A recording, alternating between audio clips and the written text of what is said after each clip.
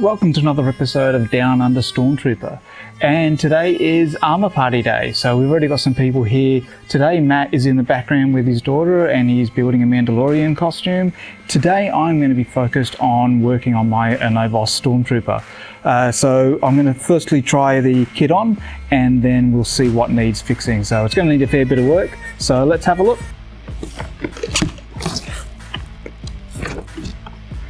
This is the Anovos Stormtrooper kit from A New Hope, and my aim is to be able to use this kit as my replacement for the Walt Trooper Factory kit, which has done me an amazing amount of events. So I've been using the Walt Trooper Factory kit for about 8 or so years. It's now starting to sort of get a little bit brittle. It's discoloring a little bit, which I don't like, and I have tried to bring the colour back, and it's gone a little bit far, but there's a lot of cracks as well. But the kit's done me some amazing mileage, and it's probably time to start retiring it. So my aim is to get the Anovos kit up and running. So let's have a look at the kit and what needs to be done in order to be able to get approval for Fiverr first.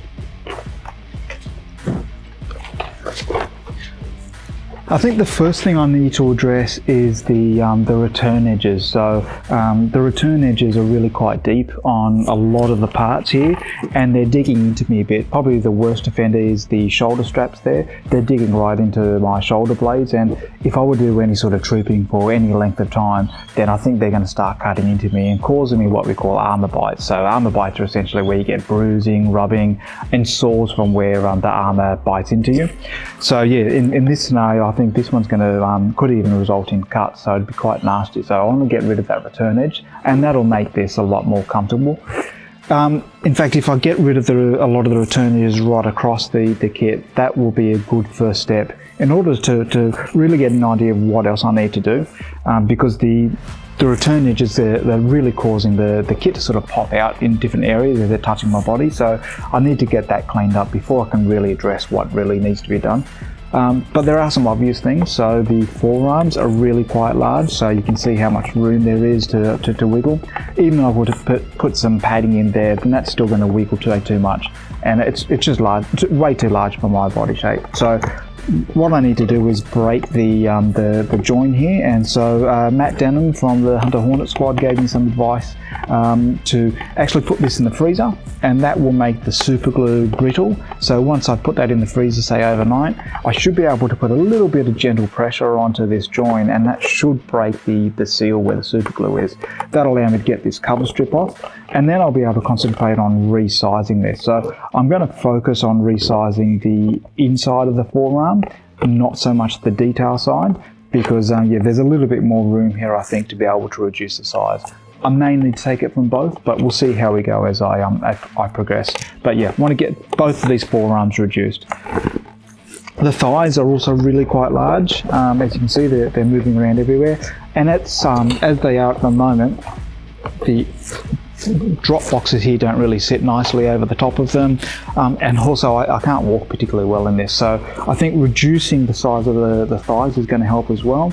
And I also need to do a little bit of work on the calves. I think they're just a little bit too big too.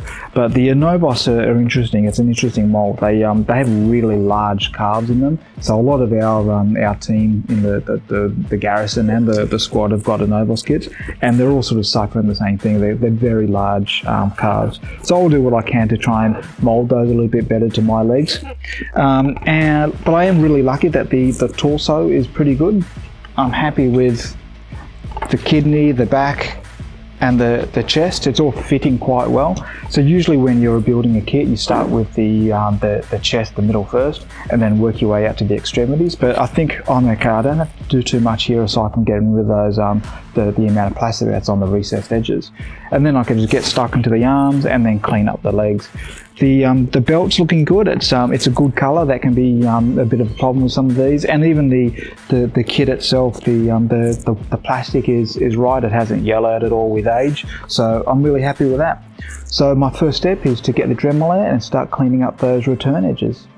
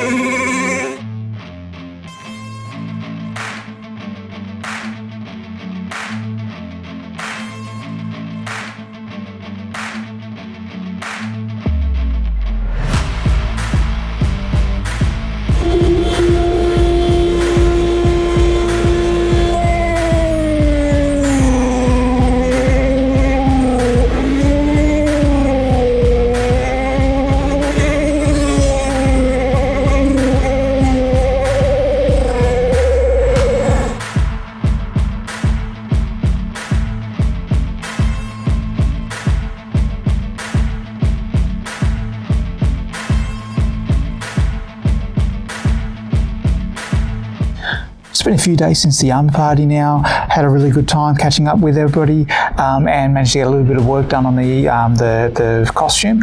Unfortunately, it was a little bit more party and a little less armour, so it's left me with a fair bit of work to continue with. So here are the thighs that need to be trimmed down. So I just got to get rid of that recess there.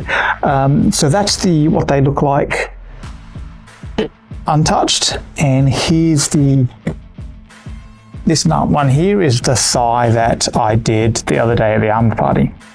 I'm also going to be working on the calves today. So here is an untouched calf. So you can see that there's a fair bit of return edge still there. And this one here is from my Walt Trooper factory kit. And you can see there's actually no return at the top as well. So the thing with these calves is to be able to get them on, you've actually got to flex them a fair bit and then put your leg in. And with this one, you can see it's a little bit harder to do that. So once these return edges are trimmed back, that actually should allow it to flex a little bit more. The other thing I have noticed with this other one is that opening and closing has already put a bit of stress on it. So in that top corner there, you can see there's already a crack there. So I'm going to bring that right down to that crack, because if I don't hit that immediately, then what's going to happen is it's actually going to keep splitting. So I want to make sure I get on top of that nice and early. All right, so that's the plan for today. Just keep cleaning up the recess edges. So I like to have a bit of a pencil guide to work my way through. I know the thickness that I want, but it's just, I find it easier just to be able to mark through the actual cut lines.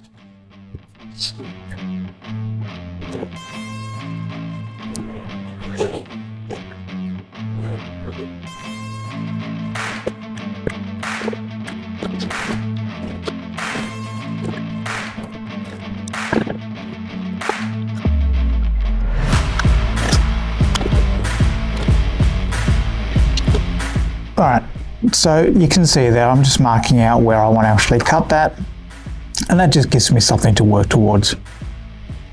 So I'm taking a fair bit off, only leaving maybe about 3 or 4 mil before the edge. Because I just like to have the appearance that there is a bit of depth to the armour. I don't actually need that depth to be there. So that's going to help. It's not going to, I should avoid cutting into my legs if I cut that amount back. And it's also going to give that armour a little bit more flex as well, that plastic a little bit more flex. All right, let's get started. Should also say I like to attach the pencil grip on the Dremel. This isn't a Dremel, it's an Azedo, but you know, it's a cheaper brand, but it's done me for years. But yeah, I just find it a lot easier, especially if I'm going to have to sort of get in and up through the calf leg there to be able to cut that off. I just find it a lot easier to use with the pencil grip.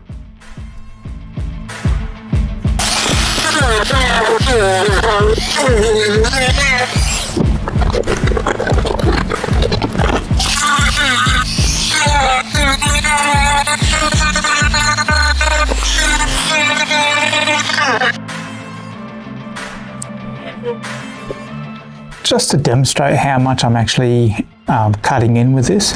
So I'm getting close to the line with the disc blade, but I don't want to get too close. I don't want to be cutting right on top of the line.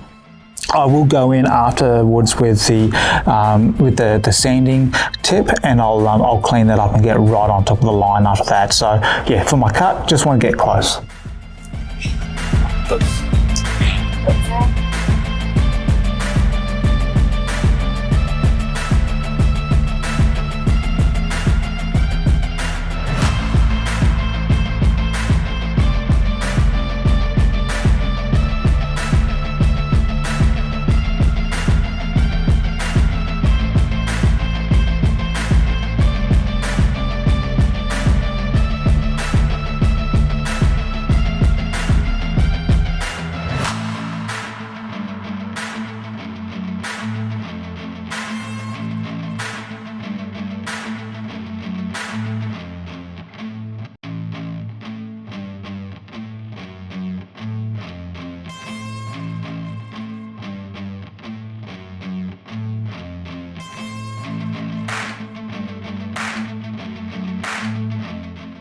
All right, that's it for today. I've done the remaining thigh, the 2 calves are done as well, and the edges have been sanded off a little bit just to get rid of the sharpness of that edge.